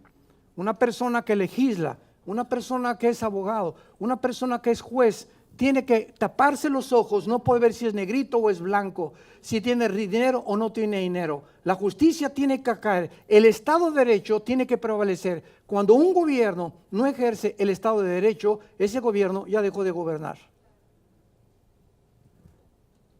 Y estamos viendo algo muy triste y parecido en México, donde están tomando las calles, están tomando las carreteras, están tomando los edificios, quemando los comercios y nadie hace absolutamente nada. Y la Biblia en Romanos capítulo 13 del Nuevo Testamento establece que la espada no la lleva en vano el juez. Se tiene que usar la fuerza. Hay cárceles, hay policía, hay ejército por el pecado humano. Porque se tiene que detener la maldad del ser humano, desgraciadamente, por medio del uso de la fuerza y de la violencia también. Muy bien, vemos entonces claramente aquí en el Salmo 78 que estas leyes se las tenemos que enseñar a nuestros hijos. Dichosos ustedes los padres que han podido transmitirles a sus hijos las leyes de Dios, porque esas semillas que ustedes han sembrado en sus corazones van a crecer. Moisés fue entregado en una canastilla en el río Nilo, en Egipto, por sus padres. ¿Y qué pasó con Moisés? Se fue a la canastilla y lo entregaron completamente a su destino sus papás. Lo recoge la hija del faraón y cuando crece Moisés, traía la semilla que pudieron sembrar en su corazón. Por eso él deja Egipto y niega llamarse hijo del faraón. La semilla que le sembramos a nuestros hijos tiene que crecer y va a producir fruto al 100%. Y dice el versículo 6, para que lo sepa la generación venidera y los hijos que nacerán. Cuando tú mueras, ¿qué les vas a dejar a tus hijos? ¿2 casas? ¿3 casas? ¿10 millones de pesos? 3 millones de dólares? ¿Sabes una cosa? Lo que tú les dejes se va a convertir en una maldición después para ellos. Porque si tus hijos no tienen la sabiduría para saber cómo usar ese dinero los va a echar a perder. Y la mayor parte de ellos como alacrancitos esperando que se muera el viejo para ver qué cosa fue lo que les dejó. Así es la ley y así es lo que la Biblia nos enseña. Tenemos que nosotros al morir saber que tal vez no les dejemos nada a nuestros hijos, pero si morimos con esa paz de que nuestros hijos conocieron a Jesús, no tenemos por qué preocuparnos nunca más, porque desde el cielo podremos ver el fruto en sus vidas y en sus futuros matrimonios. A fin de que pongan en Dios su confianza y no se olviden de las obras de Dios. Cuando los hijos ponen la confianza en el dinero, en la prosperidad, en la popularidad, es que esto se trata en la vida. ¿Qué carrera quieres estudiar? Le pregunta un joven, una que produzca más dinero. Y andan buscando en el internet cuál es el oficio o la profesión que produce más dinero o donde pueden ganar más dinero. Cuando a lo mejor no tienen ese talento que Dios les dio, pero lo hacen porque es la presión del mundo. Si tienes dinero, eres una persona de éxito. Si no la tienes, eres una persona que nunca alcanzaste la felicidad. Y es el peor engaño que existe en la historia. Porque ustedes lo saben muy bien, la persona que llega al éxito, llámese cantante, político, artista de cine, etcétera, etcétera, cualquiera que llegue ya a la cima, y lo seguimos viendo con esos artistas que están muriendo últimamente en México, que mueren en la pobreza, mueren abandonados por sus hijos, etcétera, etcétera, al llegar al éxito sin Dios, mientras más alto llegues, más rápido te caes. ¿Por qué? Porque el éxito marea. Si tú llegas y pasas la atmósfera físicamente, necesitas oxígeno. Si quieres ir a escalar el monte Everest o los Himalaya, llega un momento en el que ya no puedes respirar, necesitas máscaras de oxígeno. Y cuando espiritualmente alcanzas el éxito sin Dios, es la tragedia más grande de un ser humano. Triunfar en la vida sin Dios, porque cuando estés ahí arriba te vas a descomponer. El éxito descompone a los políticos, descompone a los cantantes, descompone a los compositores, descompone a los deportistas. No fuimos nosotros diseñados por Dios para, independientemente de Dios, alcanzar el éxito. Jesús dijo, separados de mí, nada podéis hacer. Ahora muy bien, ¿cuál es el secreto del matrimonio? Pasemos al segundo punto. Y muchas veces, desgraciadamente, el matrimonio se relaciona con los sentimientos. Y claro que los sentimientos están involucrados, y las emociones también. Pero cuando se relaciona simplemente con el área sentimental, vamos a ver que no es sentimental en su esencia. Porque si es sentimental nada más, estás siendo guiado por un grave error de tu vida. El matrimonio es la lucha más grande y la responsabilidad más profunda que 2 seres humanos pueden tener delante de Dios. No hay mayor responsabilidad que estar casado y las responsabilidades que involucran el matrimonio. Involucra grandes luchas, esfuerzos, lágrimas, sudor, humillaciones. No existe una relación, no existe más importante que el matrimonio. Ahora noten ustedes, ¿qué es el matrimonio? Es la unión de 2 extraterrestres. Cuando venimos a la Biblia, descubrimos que el hombre es completamente diferente a la mujer. Físicamente, mentalmente, sentimentalmente, emocionalmente, psicológicamente, la forma de percibir el mundo, etcétera, etcétera, es completamente diferente. Ellas tienen también completo una geopolítica, una visión, cosmovisión del mundo, sentimientos, emociones completamente diferentes a nosotros. Entonces es lógico que siendo la unión de dos personas completamente antagónicas en todo, tenga que haber chispas, fricciones, gritos y sombrerazos, como decimos en México. Entonces, qué difícil es poder unirte a una persona que no es igual a ti, que es completamente diferente a ti. Y la luna de miel pasa muy rápido, pero muy rápido. Y comenzamos a descubrir que hay muchas cosas a ella que no le agradan, que no me agradan a mí, y muchas cosas a mí que no le agradan a ella. Y nos damos cuenta después de algún tiempo que el enemigo más grande del matrimonio es el ego, el egoísmo. Cuando nos centramos en nosotros mismos y cuando comenzamos a demandar nuestros derechos. Ahora bien, la Biblia nos muestra que la búsqueda del hombre perfecto y la mujer perfecta no existe más que en las telenovelas de Viviana y Colorina, de Chespirito, ¿verdad? Y de tantas tonterías que pasan a la televisión. No existe un hombre perfecto ni una mujer perfecta, y nos hemos casado dos seres imperfectos, con grandes defectos. Ahorita Marta y yo llevamos 27, 28 años ya de casados, y nos damos cuenta cada vez que pasa el tiempo. Yo le digo, ¿verdad? ¿Sabes qué? Muéstrame las áreas. Y me dice, oye, ¿por qué le gritaste a esa persona? ¿Yo? Y como, sí, le gritaste y le hablaste muy fuerte. Y según mi parecer, yo no le hablé de esa manera. Pero ella está viendo de otro punto de vista la forma como yo me dirijo muchas veces a una persona que yo no me doy cuenta.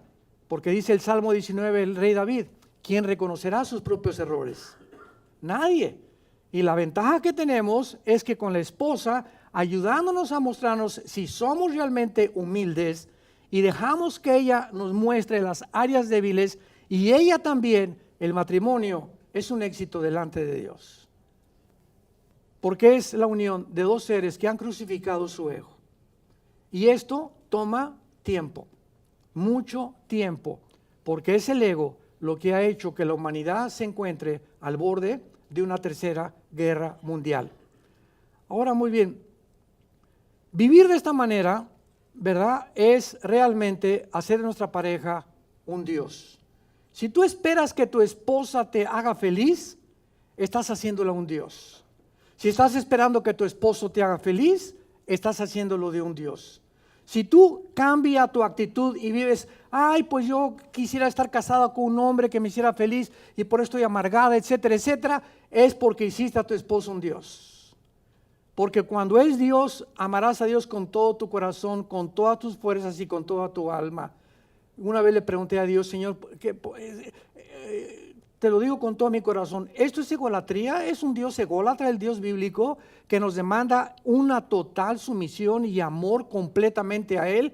Y a través del tiempo en la Biblia descubrí que precisamente Dios nos dice que lo amemos a Él con todo el corazón, porque tarde o temprano voy a perder a mi esposa, voy a perder a mis hijos, y si yo lo amo con todo mi corazón, tendré la fuerza para seguir viviendo. Y si tu esposa te engaña, tendrás la fuerza y no te vas a matar ni a suicidar porque se fue chencha. Ni tampoco porque él cometió adulterio, no te va a amargar la vida para nada. ¿Por qué? Porque tus fuerzas están en Él. Y cuando pase por las aguas no te ahogarás y por el fuego no te quemarás. Porque yo sé, dice el Señor, los pensamientos que tengo para tu vida. Nunca te dejaré y nunca te abandonaré. ¿Ven ustedes la coherencia y la lógica que existe en la Biblia de lo que Dios nos ordena? Esto es impresionante.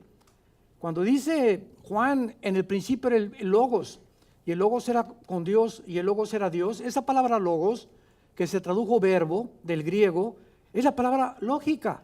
O sea, Dios es un Dios de lógica.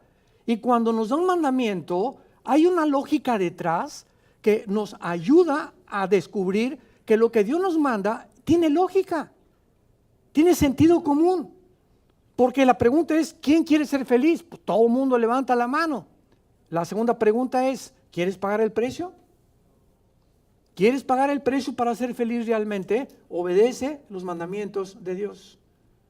Sigue la palabra de Dios y te vas a dar cuenta que ahí se encuentra verdaderamente la felicidad. El problema no es con la institución del matrimonio, el problema somos nosotros mismos. Ahora tenemos una costumbre nosotros cuando alguien viene a pedir consejería matrimonial. Oiga, doctor Alducin, pues fíjese que mi esposo, espéreme, doña Chencha o doña Chole, ¿cómo está usted con Dios? ¿Viene usted a acusar a su esposo cuando usted no se ha dado cuenta que usted tiene problemas más graves que su esposo? ¿Cómo está su relación con Dios? No, pues ya tengo 2 semanas que no hablo la Biblia, entonces ¿cómo puede usted atreverse a tratar de cambiar a su esposo cuando el problema no es su esposo, es usted? Entonces muchas veces queremos cambiar a la otra persona sin darnos cuenta que nosotros no hemos cambiado.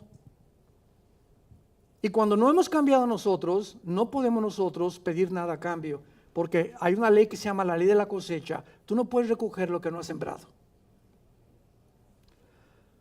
Ahora, el secreto del matrimonio lo encontramos en Efesios, en el Nuevo Testamento, capítulo 5, versículo 31 al 32. Y una de las cosas más maravillosas es que el matrimonio, por ser la institución más santa y más sagrada, más importante que existe, ¿saben ustedes por qué? Otra vez, tiene que haber una lógica, tiene que haber una razón. Dios nos dio una razón para que a Dios no le molesta que lo cuestionemos.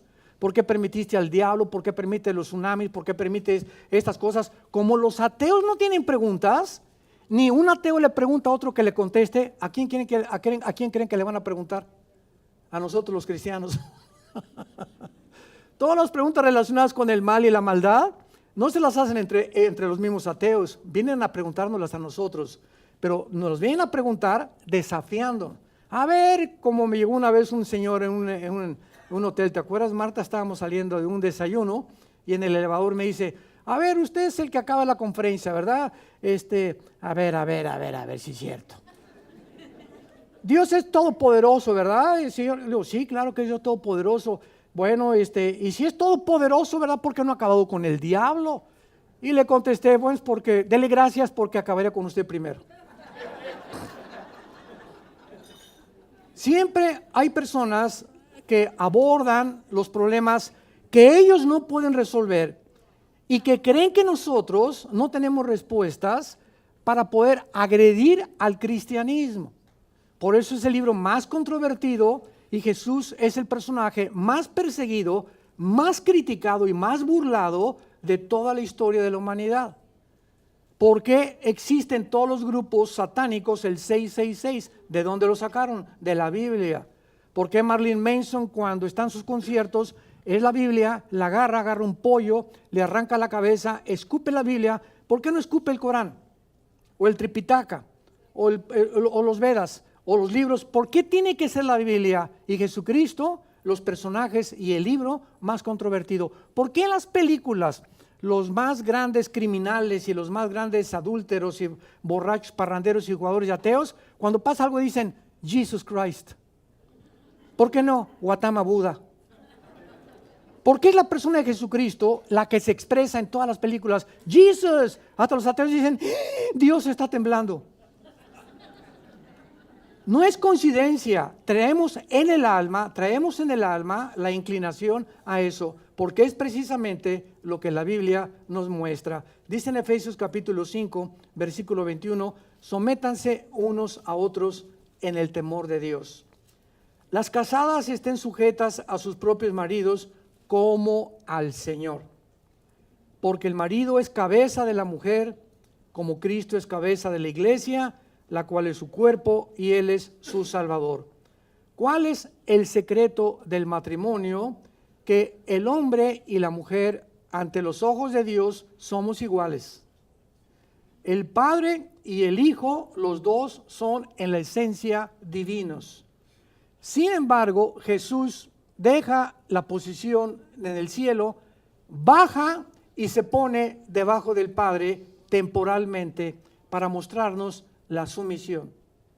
¿Ustedes creen que si Cristo estaba sujeto y si la cabeza de Cristo era el Padre, era inferior al Padre? De ninguna manera, porque los dos son divinos, tanto el Padre como el Hijo son Dios. Pero ¿por qué lo hizo Jesús?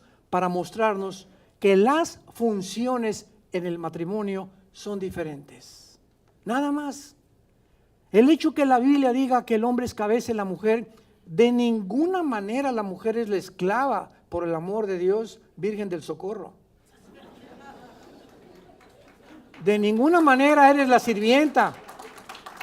De ninguna manera vas a permitir que te maltrate el marido, de ninguna manera. Eso no es autoridad, eso es autoritarismo.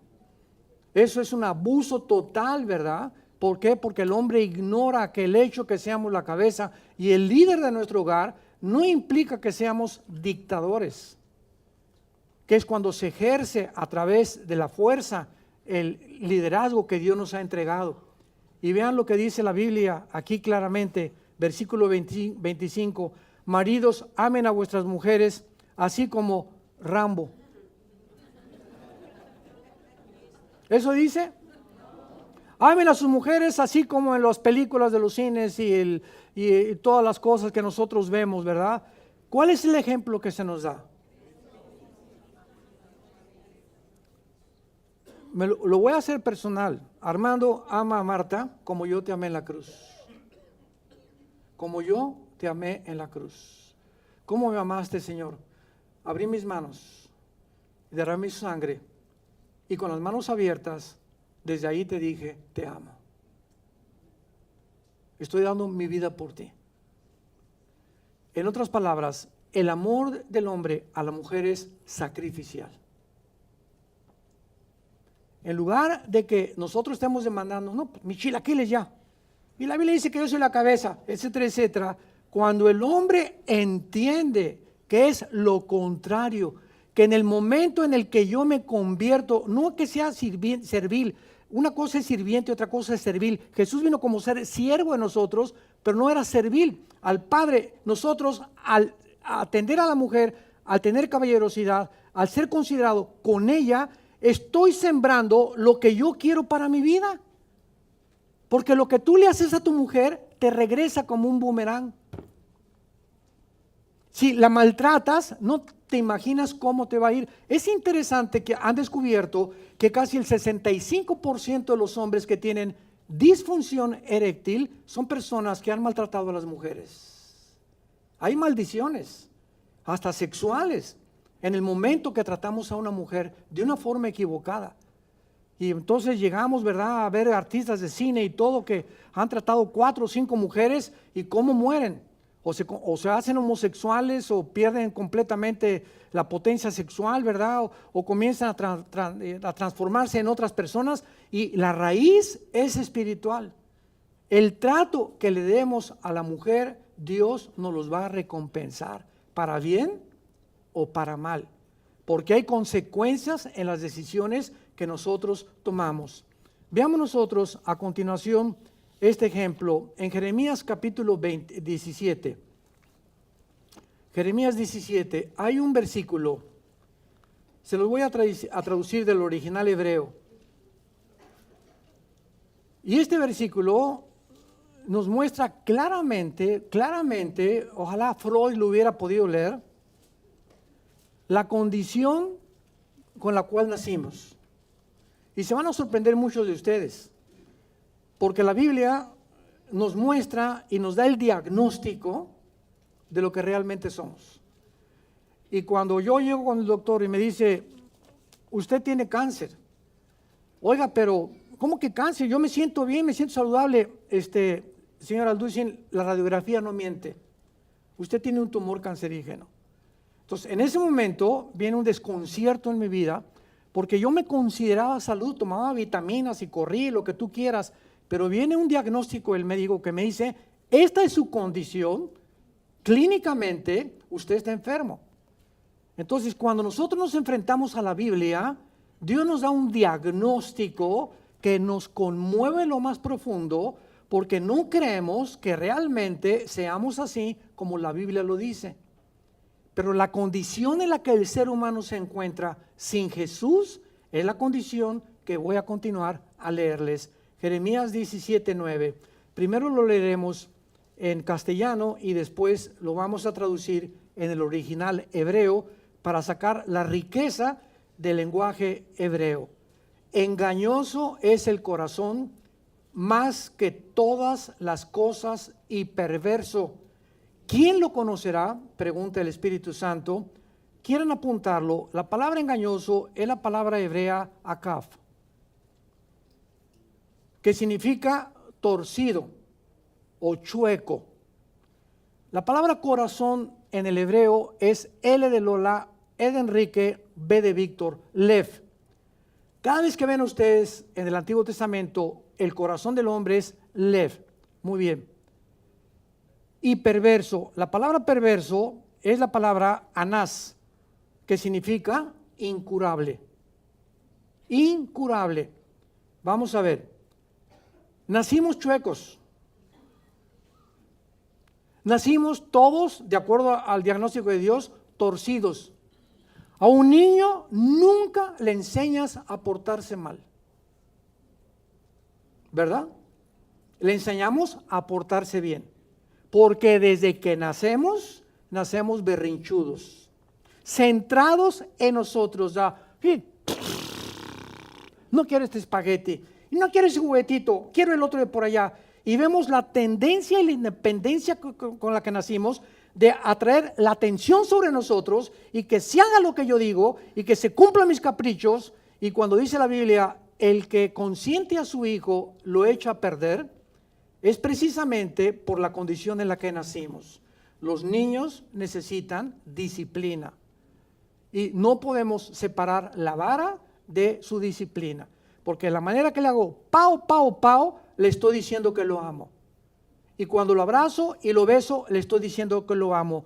El amor es y se demuestra a través del beso y del pau, pau, pau. Tú detén el castigo, es sentimentalismo. No es amor, no es, te estás engañando. Tus sentimientos te están gobernando y estás echando a perder a tu hijo. Ahora, veamos que la palabra corazón en la Biblia involucra los sentimientos, apúntalo, las emociones, la voluntad y el intelecto. La palabra corazón, cuando hablas el corazón, del corazón salen todas las cosas, etcétera, etcétera, estás hablando de los sentimientos, las emociones, la voluntad y el intelecto. Vamos a verlo otra vez. Tenemos chuecos y torcidos los sentimientos, nuestras emociones, nuestra voluntad y nuestro intelecto. Nacimos completamente torcidos y chuecos. Alguien puede preguntar, yo no tengo la culpa, te lo voy a aclarar después, porque hay una lógica detrás de todo esto. Y además dice la Biblia que esta condición con la cual nacimos es incurable. Y esta es la razón por la cual tú le dices a una persona, ¿por qué fumas? Ahí dice, este producto es nocivo para la salud. Tus encías, tu laringe, tu tráquea, tu faringe, tus pulmones, los alvéolos pulmonares, te estás envenenando. ¿Qué no sabes? ¿Por qué fumas? Porque me gusta. ¿Pero qué no sabes que te estás envenenando? Sí, pero me gusta. ¿Qué nos muestra esta conducta? Que el ser humano no usa la razón.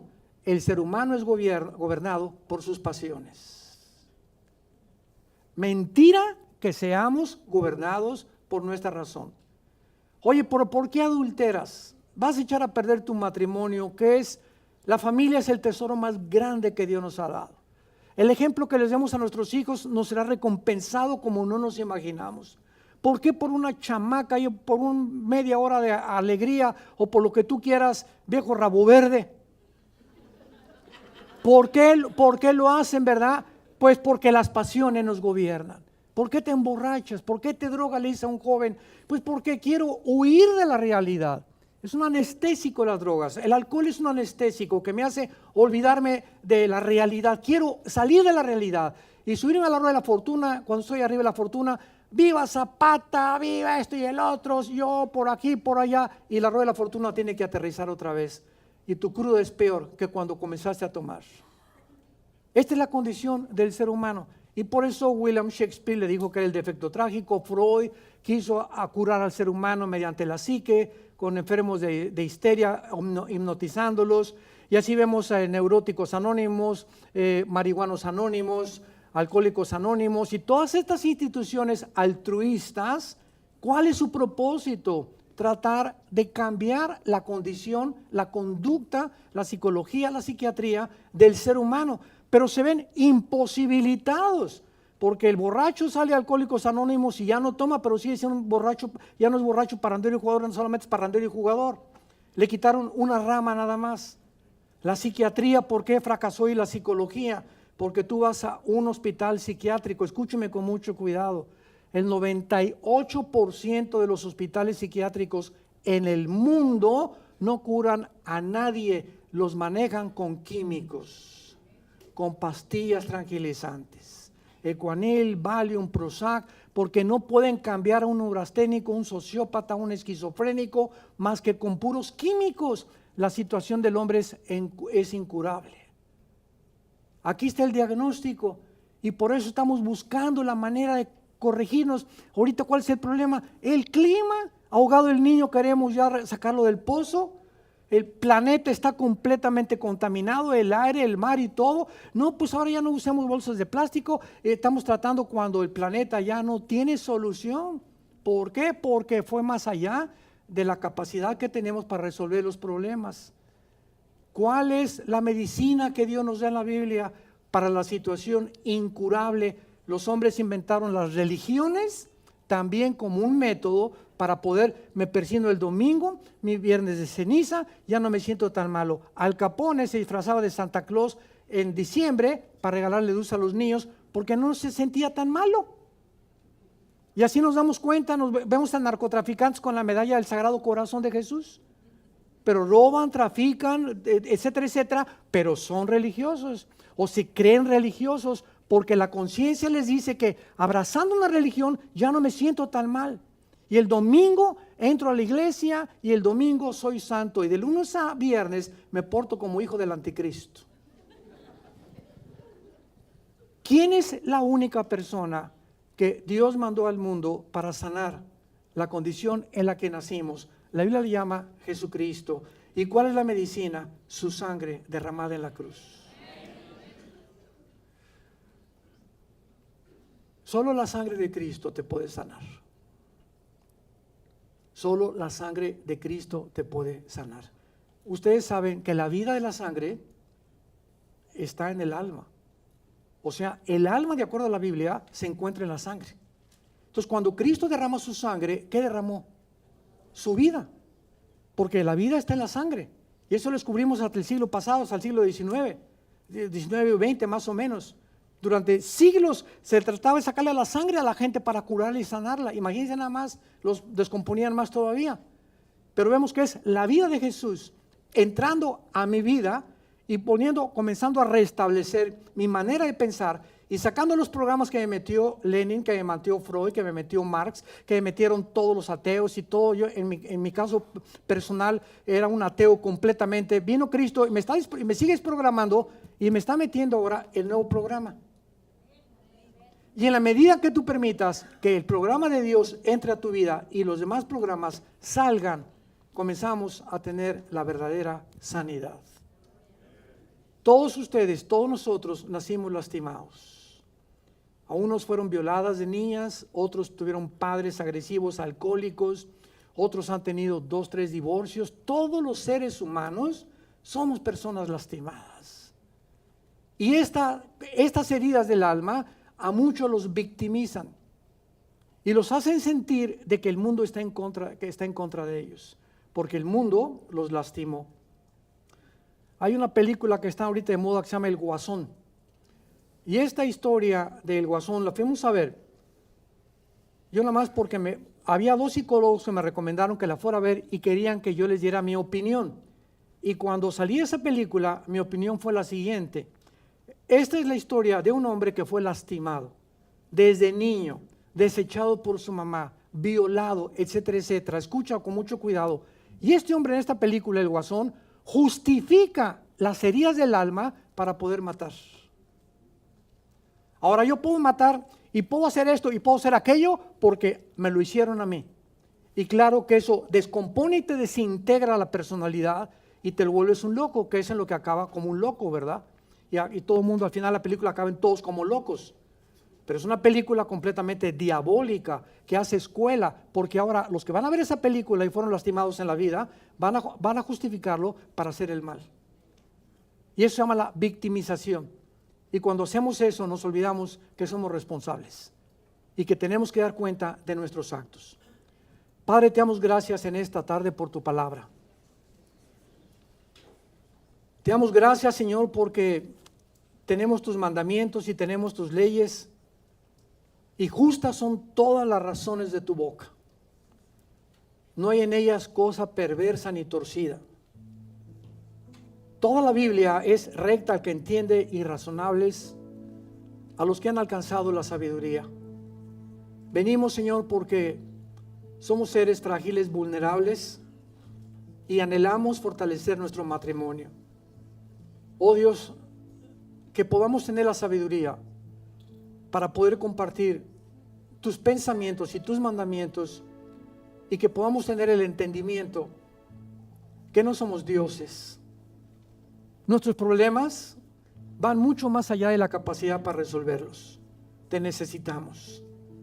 Y esta es la razón por la cual tu Hijo en la cruz abrió sus brazos y dijo que nos amaba, y que Él era el pan que descendía del cielo para darnos vida, y una vida en abundancia, que Él era la resurrección y la vida, y que todo aquel que cree en Él volverá a vivir, que somos peregrinos en este mundo, vamos de paso. Este mundo no es nuestro hogar, somos extranjeros, por eso no nos sentimos bien en este mundo, porque viene el mundo que viene, donde Jesús vendrá por nosotros para podernos decir: entra, siervo fiel, al reino preparado desde antes de la fundación del mundo, para ti, la familia que tú formaste, la familia por la cual tú te sacrificaste, los hijos que tú les enseñaste la verdad, y porque fuiste fiel hasta la muerte. Gracias, Jesús, por ser todo lo que eres. En el nombre tuyo oramos. Amén.